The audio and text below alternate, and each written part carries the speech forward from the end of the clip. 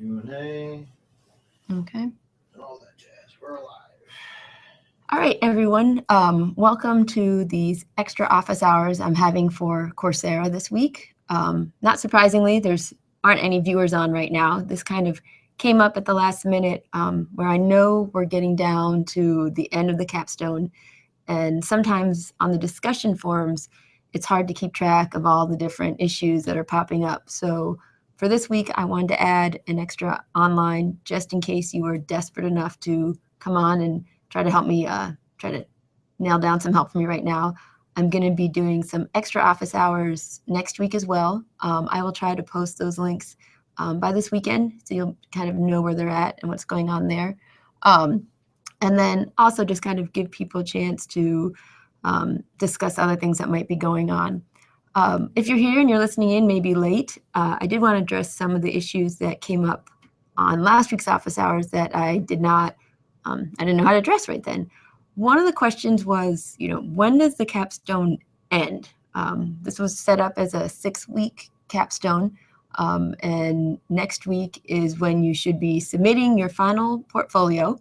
And then a big chunk of your grade is actually doing peer reviews of other portfolios. So if you're the first one to submit, you can't actually get full credit until you get other students to peer review you. But we do have 5 or 6 people right now who've submitted already. If you're one of the last people to submit, you also run into issues because everyone else is gone. So I wanted to talk about that just a little bit. How it's going to work is, as long as there's someone around to peer grade your assignment, you're pretty much in luck.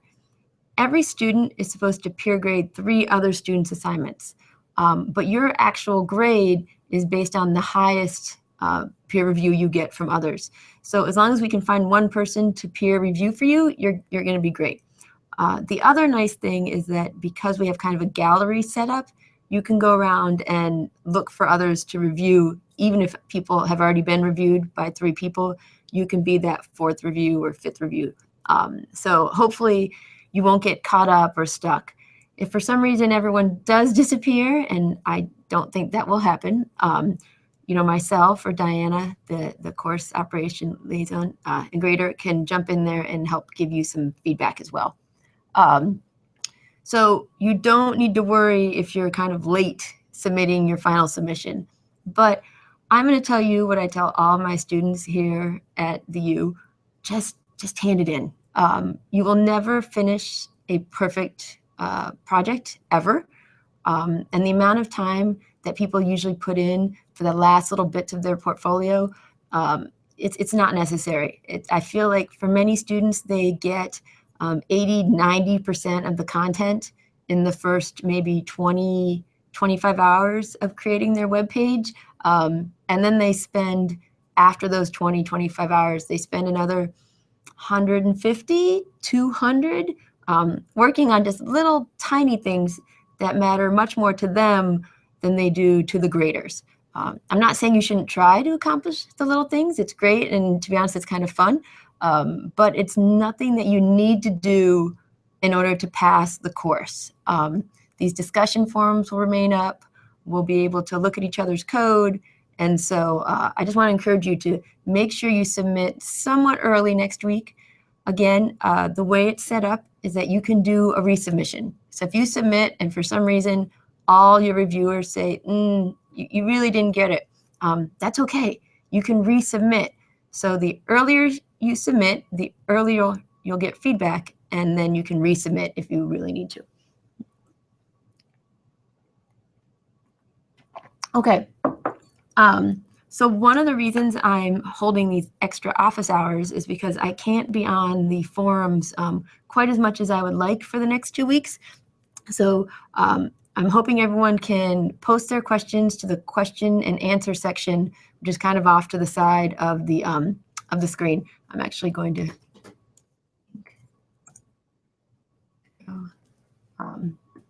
I'm not sure if people. Oh, can I do that? You gotta click the pen first. At the top. Am I missing it? Is it not working? No, hold on one second. All right, give me 1 second. Let me drag this down a little bit. Here we go. I thought I had it. Interesting. It's usually calibrated. Exit.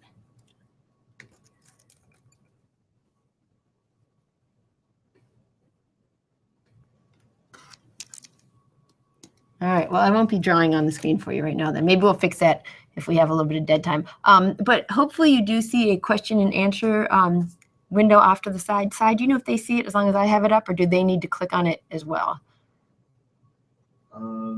Wait, for the Q&A? Mm-hmm. I'll tell you what. Yeah, there should be a box off there. I'm just going to go ahead and go over here for just a second. I don't know what they see on there. Yeah, exactly. So I'm going to go ahead and go to screen share for just a second for you. Go to entire screen. There you go. Yeah, okay. That's easy to show. Give me one. Whoa, wow. Okay, let me try that again. Stop. Screen share. All right, let me try this one more time. I'm going to try. Which one are you trying to? Because if you do that, then I got it. Okay. Yeah. I'll go right here. Yeah, somehow I got us into a really nice infinite loop. So if you're sharing, if you can see my screen right now, you might be able to notice it's a little hard to see because I can't get the pen to work. But as I move my mouse over to the far side of the screen, you get this menu bar over here, which isn't necessarily very intuitive. But if you go down to the Q&A, it kind of closes and opens this little box on the far side where people can type in questions and I can answer them back in real time. So any questions you have that you can stick on that side will probably get answered much more quickly than anything you put into the form. Okay, so I'm going to go back to the form for just a second here, since I'm on the screen share.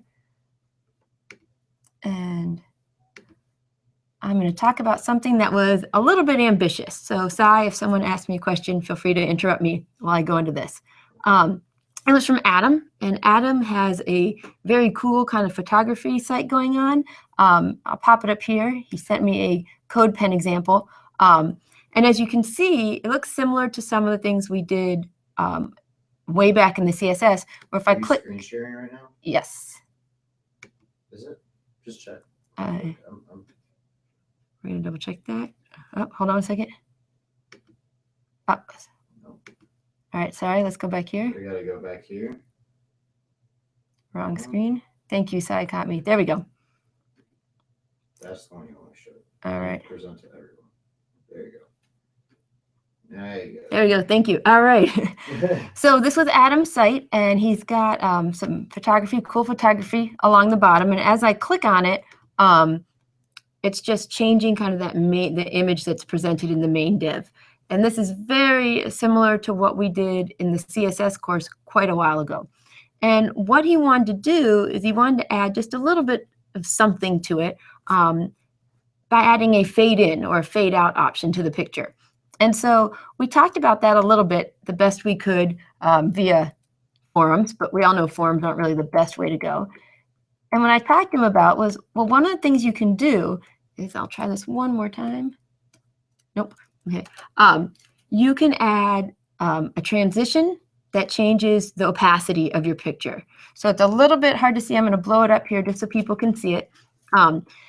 He took everything else before. Hey, I want to change the background image and I want to maybe set some text. I don't think he has any here. These bottom two lines are the part that's new. The first is image.style.transition equals, and then in double quotes, I have opacity, 1.0 seconds, linear, 0 seconds. And you may have to reach far back in your CSS brain to remember what these things do, but you're basically saying, hey, I want to change the opacity of this picture. As you change it, do it nice and kind of in a linear fashion, which means you're not going quickly and then fading off or going slowly and then picking up. Just nice, smooth. And that 0 seconds is how much of a delay you want to happen before we actually do this change. So sometimes if you're going to be doing transitions, you want to put in where you want to wait a second before the transition kicks in.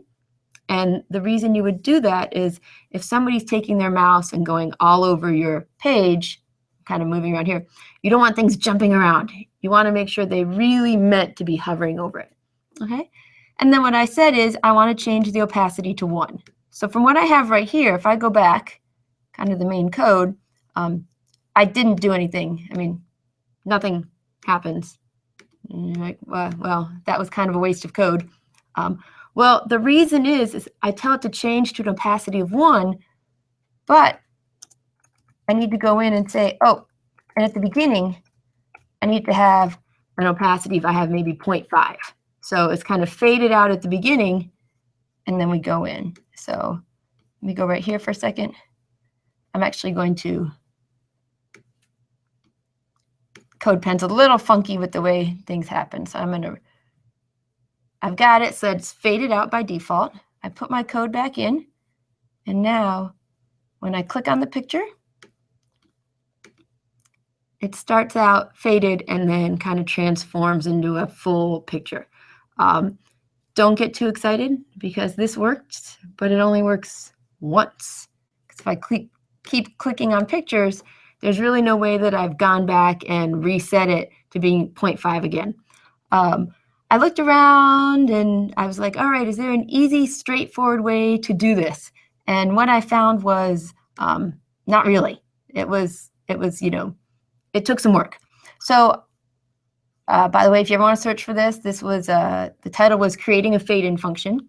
So I went back and I told Adam, you can definitely play with it, but one of the things you might want to consider looking at instead is playing with just a little bit of jQuery, which we did not cover in this course. But if you're doing something small, you may know just enough jQuery that you can kind of figure out what they're doing and make it work for you. So I went online because I wanted to use an example that people could look up and found an example of someone doing something very similar. And then I went here and I used that code. So I didn't change the HTML. I did not change the CSS at all. In fact, I got rid of that little part where it said opacity 0.5, and I added some jQuery. And let's make sure it works before I bother telling you how I did it. See here. And I'm going to change this fade in to, just for a second here, 1,000. Try this again. And it's, you know, still pretty quick, but I can actually change how quickly these things fade in. Oops, go back here. Okay, so how did I do this? How did I get this to work? Left that initial code all alone that says, hey, how do I change these things? And in fact, I'm not completely sure I even need this line. I'm going to get rid of it for just a second. Oh, yep, I didn't even need that line. Okay, so how jQuery works is I'm able to actually grab elements. The jQuery uses this $sign notation quite a bit to say, hey, I want you to go through the DOM. I want you to find the, let's go back here. I'm pretty sure it's an ID that has the name of image. And I want you to hide it, okay? Then right after you hide it, I want you to fade it in. The reason we have to hide it before we fade it in is this idea of, just like before, if I change the opacity of something to 1, but it was already there, you can't see anything. So this is, you know, you might look at these 2 lines of code and say, I don't know what jQuery is, and that $sign kind of freaks me out. But I think you do know how to go through your own code and say, oh, wait, I know how to find the ID of something. And if instead of being an ID, I actually wanted to do maybe the classes, I could change it from $sign image to the plus. Let's see what I've got down here. See what class Adam used. He used a class called preview. Let's see what happens if I change this from $sign image to the class preview. I have no idea what's going to happen here, by the way. We'll figure it out. If I do that, well, nothing happens. This is why I should never do live demos. Oh, wait, no, there we go. As I click it, the previews actually go away and kind of fade in. So using the pound grabs the ID, and using the dollar uses the preview. So Adam had talked a bit about, you know, he was really smart. He wasn't working for him. I don't know if it was just a typo or something little like that. And he's like, you know what? I'm good. I'm just not going to bother. Let me go back here. I'm just not going to bother doing that. at all. And so actually that's a very smart choice because there's so many other things you can do. But I did want to put that answer out there because I think it's something people would want to do if he wants to go back and add it, or maybe somebody else. Okay. Yeah. And someone else also has DJ. Thank you, DJ. You could also just do another function in a knit function instead of the jQuery. There are a bunch of different ways people could do it. A lot of times when I am helping out students, I really encourage them to go out and do a search, see what you can find. Most of the times you'll be linked to a site called I'm losing the word for it. All right, give me 1 second. I'm gonna Stack Overflow. Sorry, yeah. Almost every single time if you do a search for any type of coding question, you're going to be redirected to a site called Stack Overflow. That's where everyone posts their questions. And what most people have found is you post your question, even if you click on that top link, you ignore the first 2 or 3 answers because they're always a little odd. And then you jump down to like the 3rd or 4th and be like, oh yeah, this person makes sense. And so the reason that I use those examples when I'm kind of talking to students is I like to encourage them to go out there and look first. And then if I can help break down the Stack Overflow answer, it kind of really helps so that they've seen the original Stack Overflow answer, they've played with it a little bit, and then I come in and I try to help them get that middle ground. Oh, great. And then, DJ, thank you. One of the things they've been talking about a lot with HTML5 and CSS3 is that we should really almost not even need JavaScript to do things if we're really just talking about style. If you just want to change something stylistically, there's almost always a way to do it in CSS3 that doesn't use JavaScript or jQuery or anything like that. There's actually a really cool site. I think I put it on the website, but I'm going to go ahead and I'm going to do my Google search before I change the screen, though, because I've learned I should always do that first. Give me 1 second. CSS.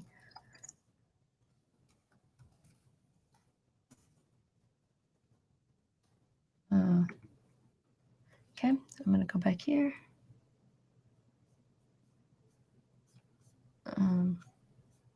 Are you sharing the screen again? I'm about to, yeah. Oh, okay. If I can figure out how to, I'll go back and share the screen again with you.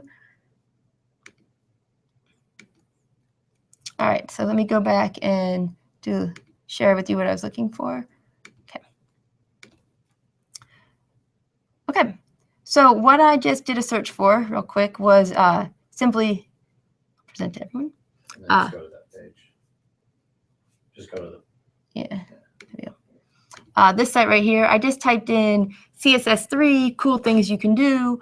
I really like this site. It's hongkiat.com. So many great resources. So typically if you go here, you can find a lot of cool little tricks that are going on. All of this is being done with CSS3. I don't remember if you've looked at this video. You have. We talked about Font Awesome already and how you could add some cool icons and even some animation, kind of like the sliding and the GIFs using animation. But all these things right here, again, hopefully you're getting used to this idea that when you see this little edit on CodePen, you can actually look and see their code. So you can be like, oh, this really cool page right here is actually just a couple divs where I've got a container and a couple balls.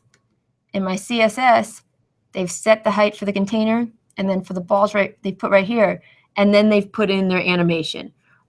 Just a quick reminder, particularly for those of you who are trying to develop for a lot of platforms, animation isn't necessarily supplied by or isn't supported by all the browsers. So when you see things such as like -WebKit animation and -Moz animation, what you're doing is you're putting in the prefixes that help these other browsers support the cool things you're trying to do.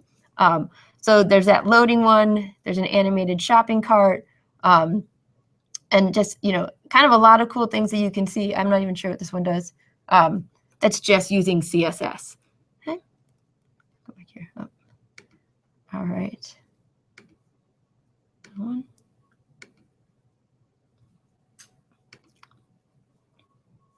Okay. these ones are done.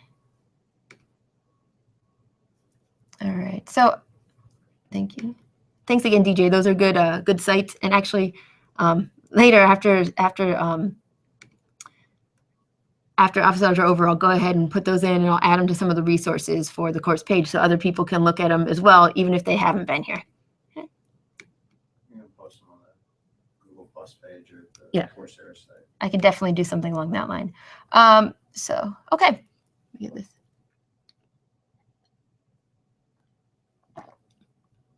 So right now, since I don't have any questions, what I'm just going to do, as I usually do during office hours, is I'll go ahead and go over to the forums and kind of take a peek at what people have been talking about. One of the things that I have seen and people are trying to kind of get started and I think is really cool is, let me go back here for a second, is everyone is right over here. I've noticed that people, oh, wait, wrong one, sorry. But let me see if I can find it. I'll go back to office hours for week 5, showing off our websites. So Maria posted a new form question here called showing off our websites. And what's been going on is people really want feedback on their sites. And unfortunately, I was hoping, actually I'm really hoping in week 5 for that optional assignment, people will be able to upload and get some feedback. But a lot of times when the feedback is simply good job or great work, I know we say that because we want the other person to be happy about what they've done, but we also, whenever possible, need to give some sort of constructive feedback. You can say, hey, this site is great. You have full credit for this site. Everything looks great. But here are some suggestions that I think you might want to look at if you want to make it even better. There's a few people who will always have a lot of suggestions. Just because they're well thought suggestions doesn't mean you need to do them. But we can kind of I just wanted to go down here so you can see this is in week 5. And we have a couple people who've included their links. Please make sure that after you post your link, always go back and click on it. Because we get a couple broken links every once in a while. And it just, people may not go back later if they haven't seen it before. Okay, so let me go down here, a couple things. Oh, okay, I've looked at yours before, so I'm not going to go ahead and look at it right now. It's the cool Chinese one we've gone through. Let me go. Okay, so here's one where I have a student who said, here's my link. And I do notice that the comment is, please use Chrome. I think this is a great thing. Sometimes it can be a little tricky when you're trying to design for multiple browsers. And if we were going out and we were doing these portfolios for a professional web development job, I would absolutely say, hey, make sure it works on all the different browsers. But for this submission, it's perfectly fine if it doesn't. Now, one of your extras could be, I made my site, and then when I tried to load it on a different browser, it didn't work. Here's one of my extras. I did make it work on the other browser. You can see over here that they've got their Twitter feed in. And so you can kind of go through one of the accessibility issues with Twitter feeds. I wanted to point out, and I have the same thing on my page for a long time.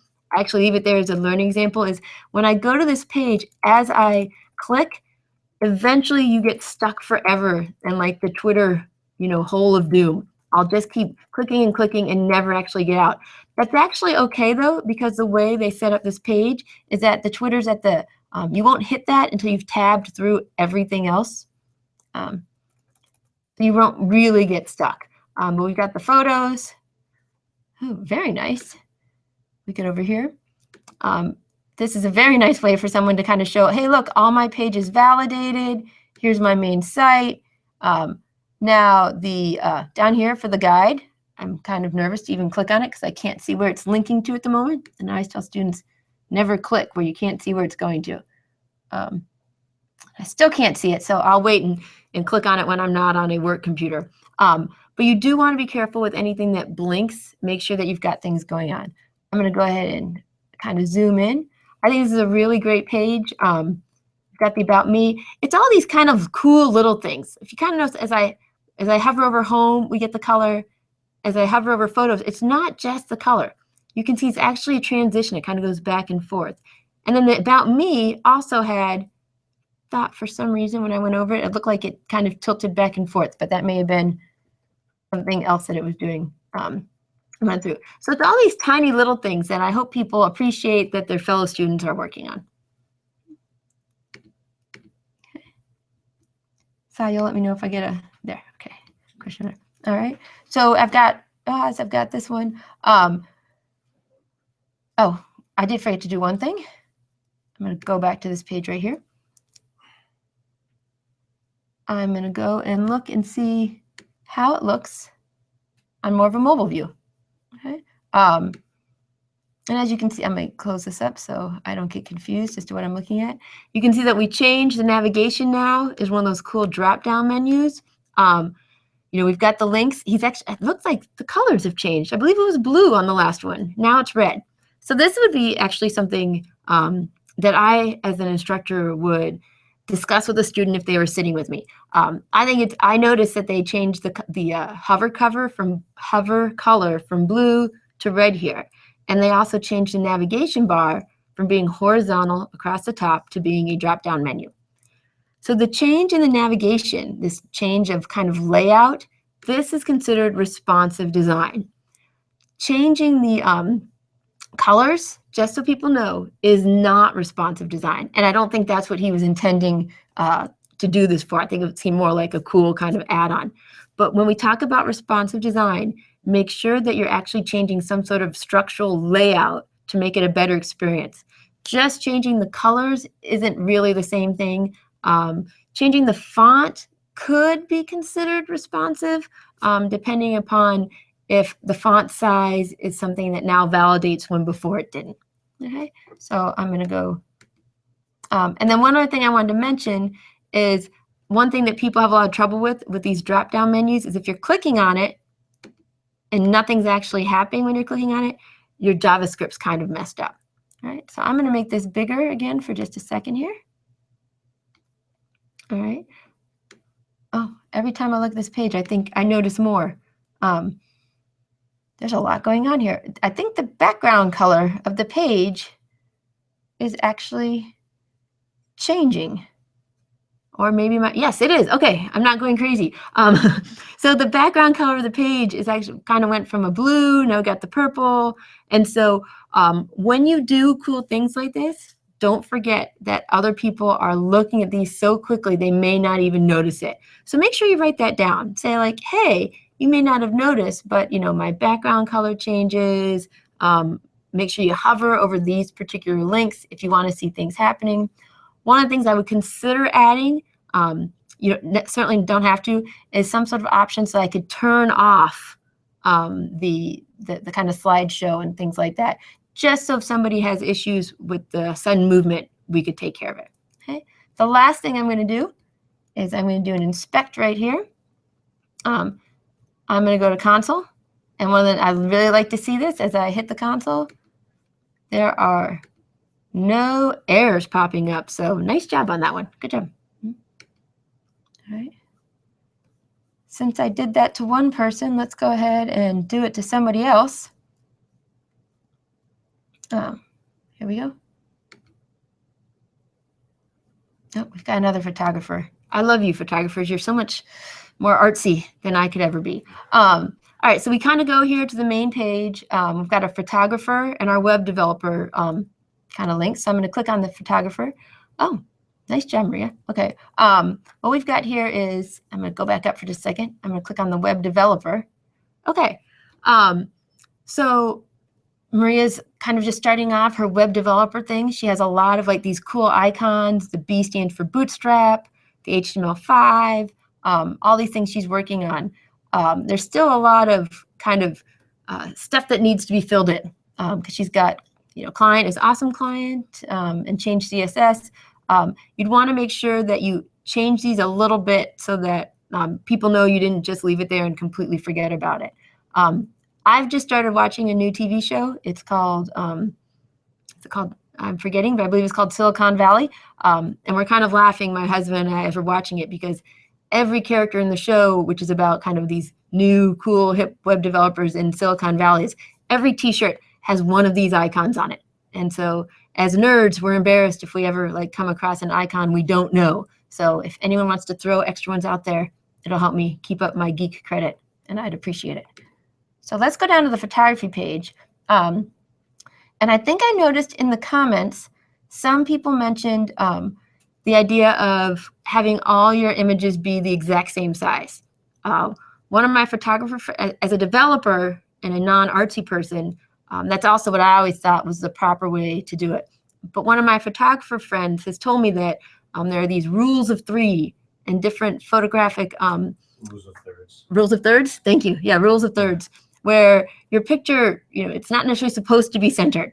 Things are taken for a certain reason. I always crop her pictures, and she gets really angry with me. And then a good example of this is this.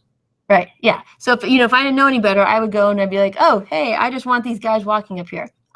So keep that in mind, that if it doesn't look exactly the way you would expect it to, they might have a really good reason.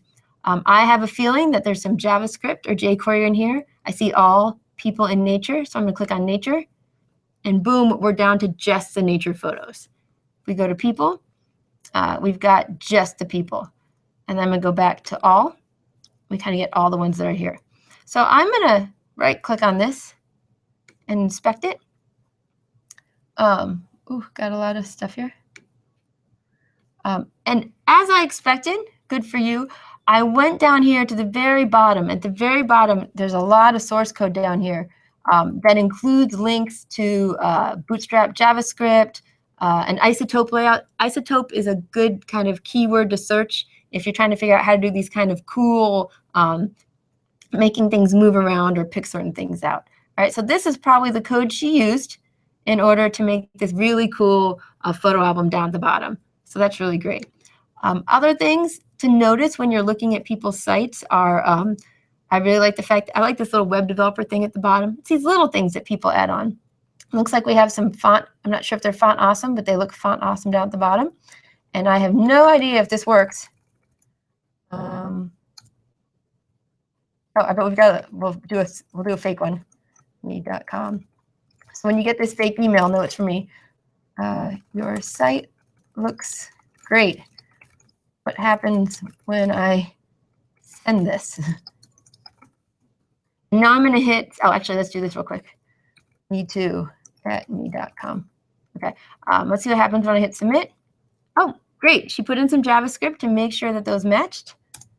I'm going to try it again. Hit submit. I don't know if that form actually went anywhere because we didn't do the back-end programming that you would normally need to do in order to make that form go somewhere.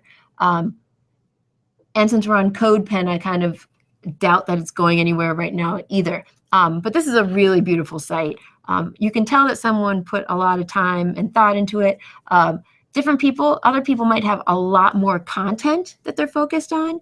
Other people may be more into layouts and different things along that line. But this was a really strong one. Let's do one last thing while I'm here, since I'm on Expect Element anyway. Let's go to the mobile view. Oh, all right, so we have photographer. Oh, wait, I'm not sure if that's actually what it looks like. Instead of doing the mobile view, especially since I'm on CodePen, let's do this for a second. Let's just see what happens when I resize this screen. All right, so I'm not sure if this has become a responsive page yet or not. Oh, I do see that the images have changed. So remember before they were laid out in probably about a 3x4 grid or something along that line. Here she has taken the time to make it so that each one is block rather than inline. And there is this cool little mail icon off to the side, which brings you down to the bottom. So a lot of cool stuff going on here. Very good job. Pull that one off. All right. How are we doing? Let me, okay. I think by pulling that out, you might have changed Oh, okay. screen capture. Which one? Hold on one second. Let's see which one I'm at here. I may have, yes. All right, let me see what you all are looking at for just a second. I get confused sometimes, sorry. There you go. Okay, so we're good. Okay, so this is just a discussion forum where people have gone in and they're kind of posting each other's questions and everything. All right, so I do have a question over here. Let me go back to the, oh, I don't want to stop broadcast. I want to,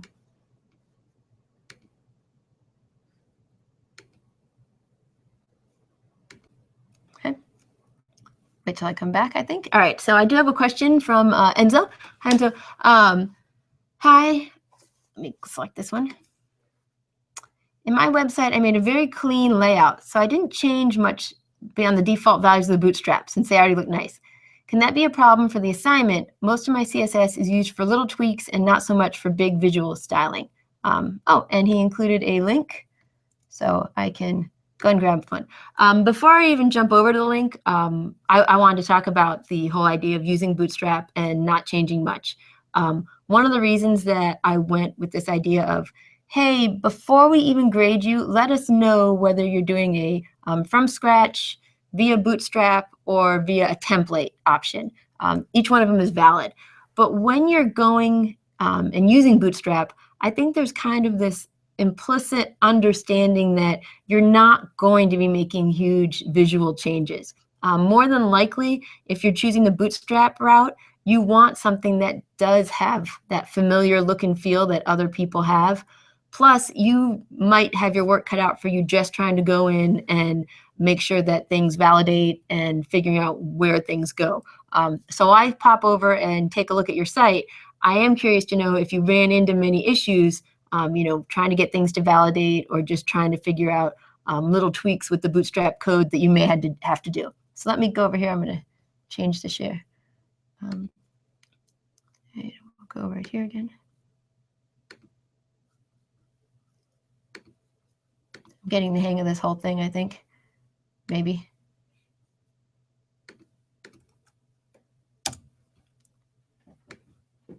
All right. Okay, so we got into and so I'm going to go ahead and I'm just going to kind of click through for just a second. Oh, nice timeline. That's very cool. Photography, contact.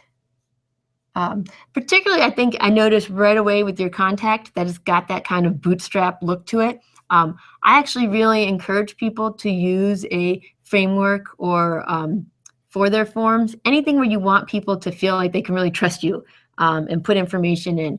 You want it to look professional because they're putting some faith in you when they're sending you your information. Got the about. Let me go back here for a second. Just kind of take a look. Let's see what happens when I make it smaller. All right, you can see that the navigation goes from across to down. Career, we've got this really cool kind of timeline going on right here. 2006, December, January, 2015. So we're working backwards here. Come on, you gotta get some stuff in 2016, by the way. We'll go down, and my guess is this will pop us right back up to the top, as well as when I minimize it, we drop so that everything is just to the side of the timeline rather than kind of being split around the middle. Now, and so just so you know, because I've been looking at so many people's sites over the past few years, I know what that little button down at the bottom means. I know that as I scroll, this little arrow means, hey, I can pop back up.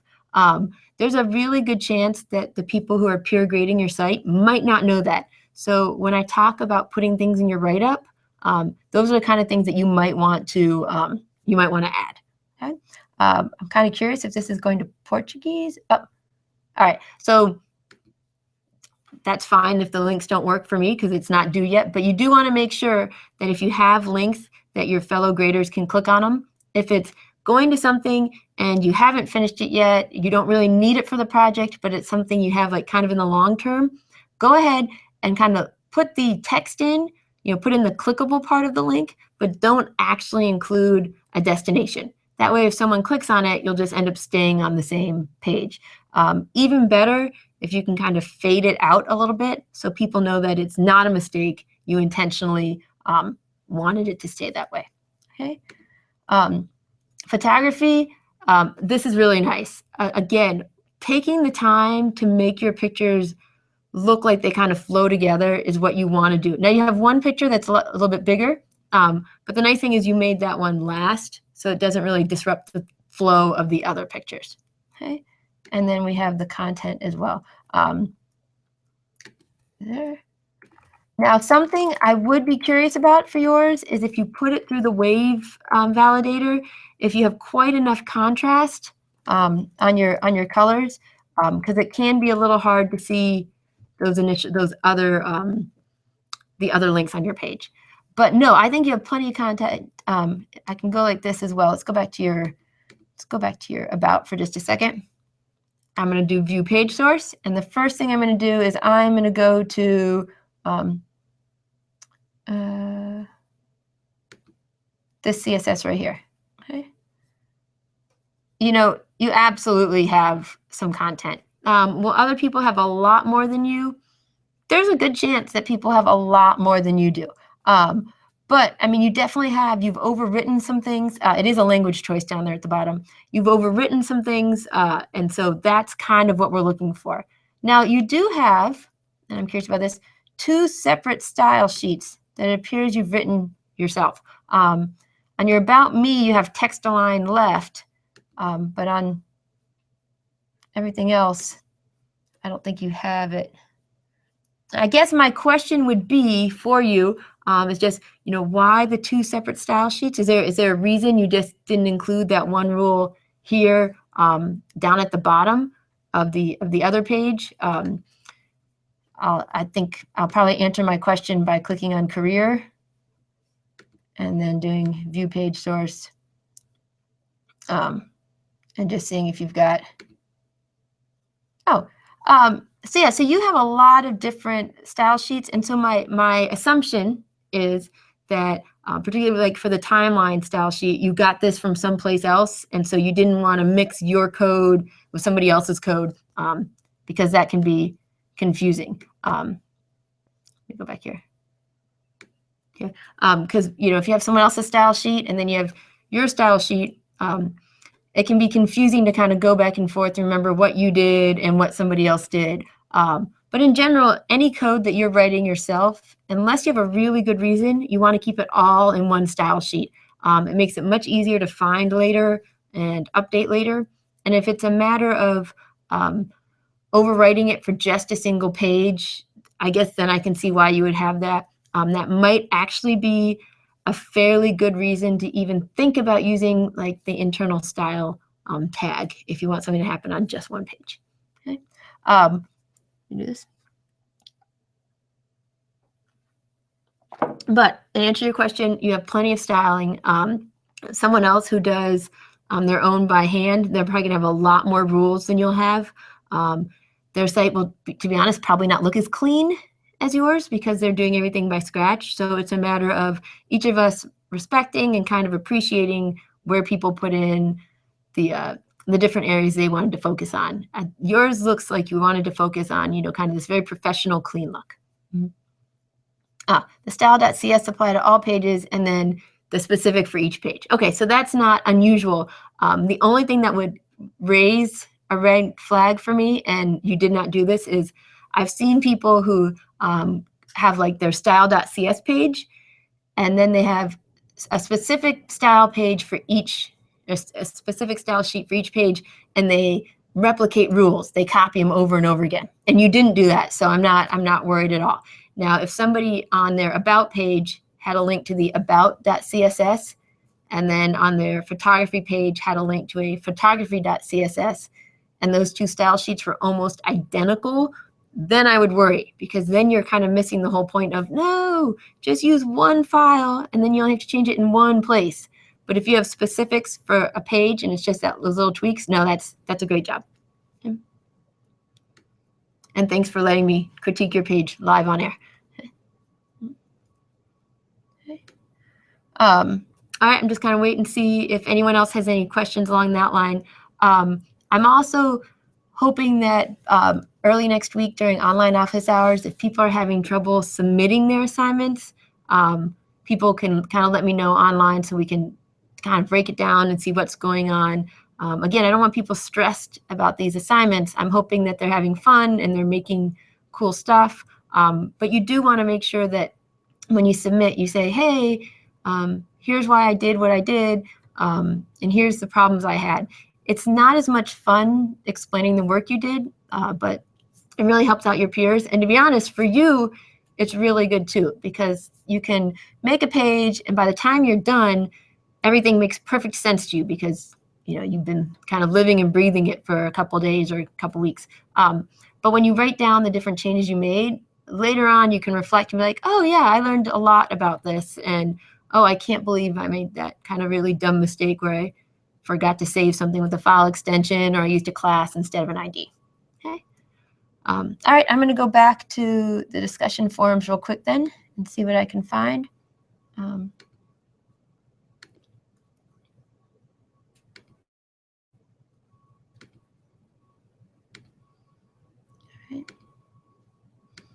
right, let me go back here to week 5. All right, well, let me just kind of go through.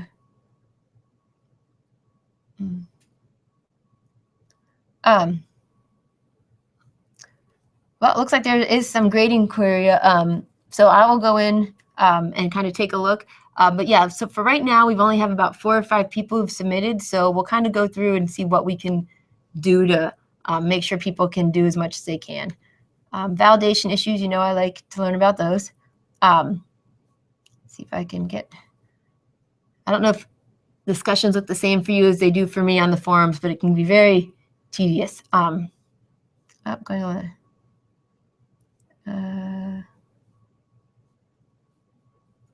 Okay, so here's something that I'm trying to figure out, and hopefully I'll have some time to look at it a little bit more closely, but I'd love if you guys could talk to each other.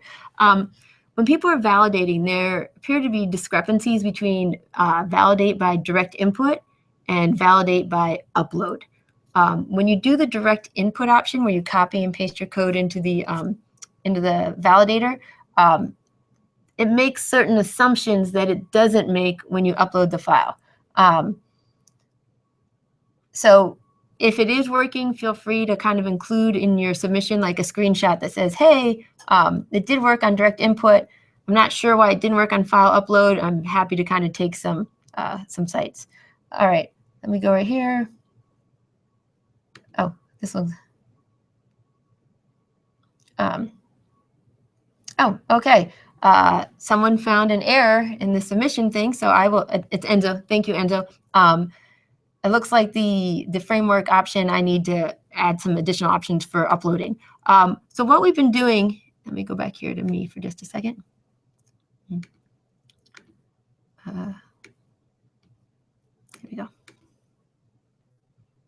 So what I've been doing with this class that's been different from the earlier ones is I've been playing with Dr. Chuck's submission options where you can submit a link or you can submit, like upload one of these WarpWire videos.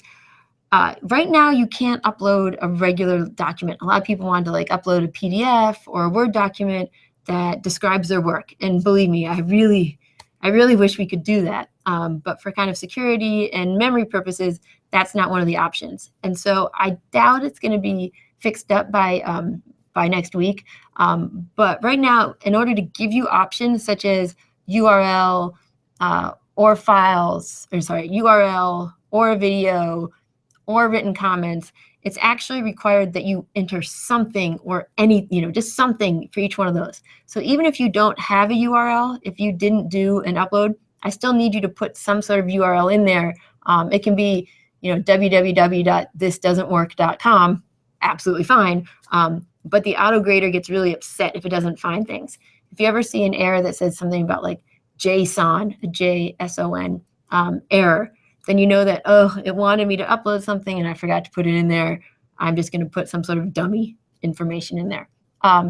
So, unfortunately, you're the first group to go through this capstone, so there's a little bit of a learning curve as far as the assignments go. The upside is I'm really trying to make sure that I can be here for you when these things happen. and give a little bit extra time and effort into this. Speaking of being the first online, first group or cohort in this capstone, I am going to try to replicate some sort of graduation ceremony, such as Chuck had. Dr. Chuck, one of my peers, I unfortunately am too cheap to have actually purchased the cap and gown because those things are like thousands of dollars. But, you know, I will try to find some way where we can commemorate this first group going through. You've definitely been a very supportive group to one another, very encouraging with each other's questions, and helping out and being patient with the time it takes to get through this capstone. So as you're doing your submissions, feel free to kind of keep pinging these discussion boards. So I'm just I'll keep it on me, but I'm gonna go back over to the discussion forums just for a second. Oh, okay, yeah, so I've got a few, this is, what I just mentioned is someone named Bruno just kind of put it up here that you have to, you really have to make sure you submit something in each of the blocks. Even if you don't have something, it's looking. So it's absolutely okay to put some dummy variables in. The other question that people have been asking, kind of talking about, so let me go back here, is this idea of I have one submission from scratch, another from templates, and another from frameworks. What if you kind of did all three, or 2 out of 3, or you started doing one and you switched to the other? It's okay if you're not sure where to submit and you submit to the wrong group. You know, we don't have a checklist. The grading criteria for all 3 options is exactly the same. The reason I created these 3 options is because I think that the people who write from scratch are going to really appreciate looking at how other people wrote theirs from scratch. And there also won't be this feeling of, wow, this one looks so much more professional than mine does, and stuff like that. Sorry, hold on one second. Sorry, just do that one. I left my phone on because, you know, my kids might need to call. But it's perfectly okay if you put it in a different one. You can go ahead and just, as long as you feel like your peers are going to appreciate what kind of work you put into it, I think you'll be good. What I didn't want is people who are using templates who, let's face it, they're going to have really some awesome, cool looking sites. I didn't want someone who is using templates and someone who's coding by scratch to feel like their site should look the same. They're not. There's going to be a real difference in quality. I'm not as concerned about professionalism as I am about each student doing what they really hope to achieve on their site. So if you're good with, you know, kind of really basic, but you understand each line of code and you wanted to make sure you really understood it, I think that's great. If you really are like, I never want to write another line of HTML again, but I wanted to make my site and this template looks good, good for you on that one too. Okay. All right, let me go back here one more. All right. I've got a question. They included a link, so let's go see if I can debug this real quick in the last couple minutes. Over here.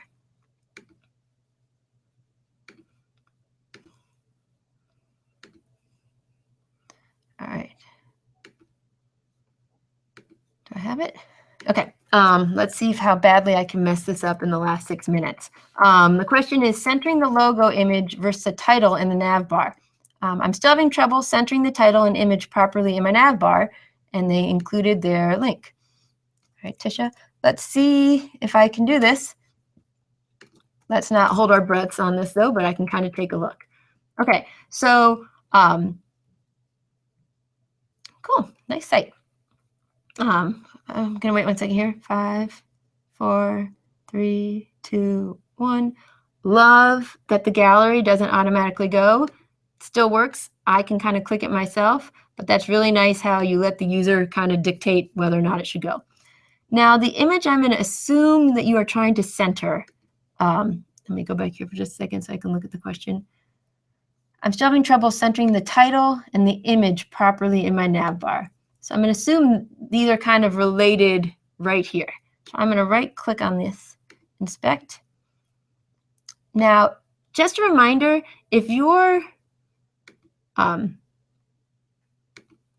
inspect element pops up like right on the side, this can really mess you up when you're doing responsive design because it can change which view you're looking at. So I always like to move my inspect element kind of unlock it and put it in a separate window. Just makes it easier for me to play with things and know I'm not triggering responsive design. All right, so I'm going to click on this inspect again and hope it'll, oh good, there's the image right here. So I have a few things going on here. So here's my whole container. Okay, so I kind of go back and forth, and hopefully you can see it on the screen. It might be a little bit difficult, but I kind of like to go around and be like, all right, so here's my whole container that has the nav. And then right here is the nav bar header. All right, I'm going to kind of go right here. I'm just kind of curious to see what happens if I do a margin auto 0. Oh, okay, so that didn't work for me because I was kind of thinking, oh, maybe I can get that to go over. But this is a div. I'm kind of curious. Margin. This is this is me just playing with things here. But margin that is left 250 pixels. Oh, okay, so we are dealing with two different things here. So I've got this right here, and then I also have. All right, this is how my brain works. Go back. Let's inspect this one more time. So here's the image.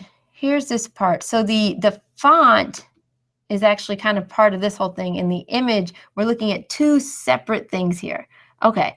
All right. So I'm just going to look at the image then, because I might be able to kind of download that. And when I look at the style sheet for the image, I can see that it's with this 5%. The position is absolute, and you have it to the left 10%. So when you do something as absolute, if you remember, that means whatever my parent is, I want to be kind of 10% off from the side. So I'm gonna get rid of. I'm gonna play with this for just a second.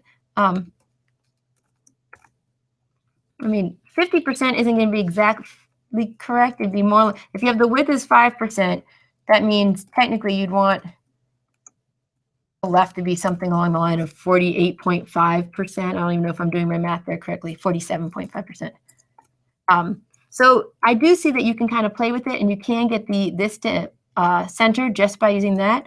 I'm kind of curious what would happen if I see why you wanted that. Put my position back to absolute.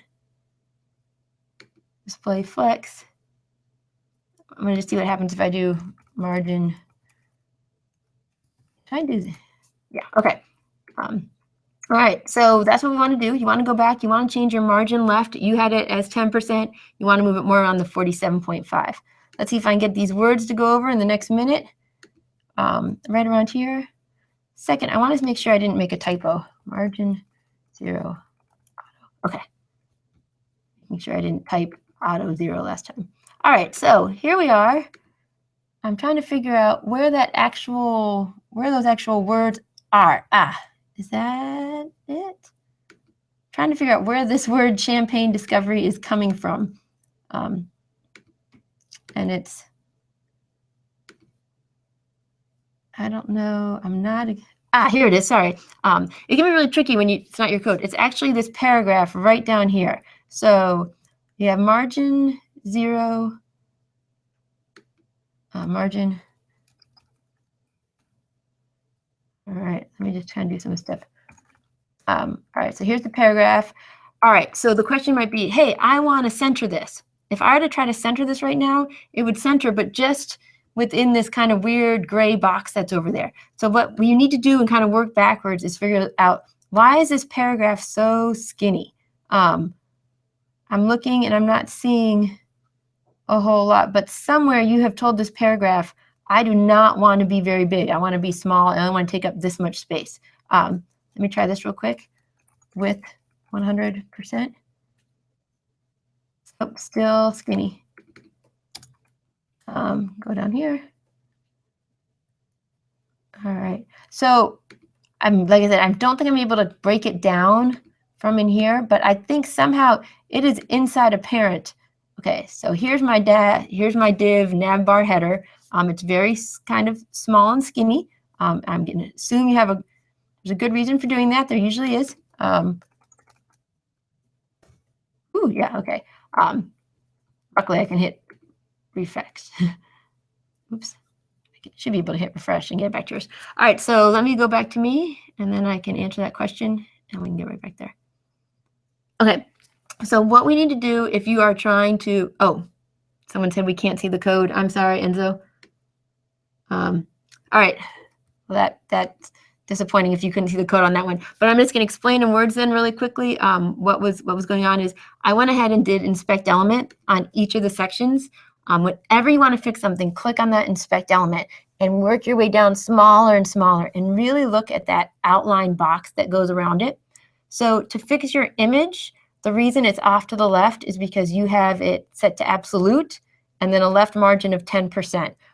You can play with that left margin and get that into the middle. The text was really giving me a hard time of trying to move your text over because what you have, and I really wish I could draw on here, but for some reason drawing is just not working for me. But what you've got is you've made a nav bar box that's like, here's your whole page right here. And you've made your nav bar box only that big, all right? Which means that anything you put inside of there, like that text, you can't center it across the whole page because it's stuck inside that little box. So it's kind of like a really bad mime type thing or something where you're stuck in a box. So I would move backwards and keep clicking to find out, hey, can I actually make the width of this box bigger? Or maybe can I move that Champagne Discovery out? If the words Champagne Discovery are part of the picture, the other thing you can think about doing is making a new picture, like take a screenshot where that font is on top of the image and kind of put it together.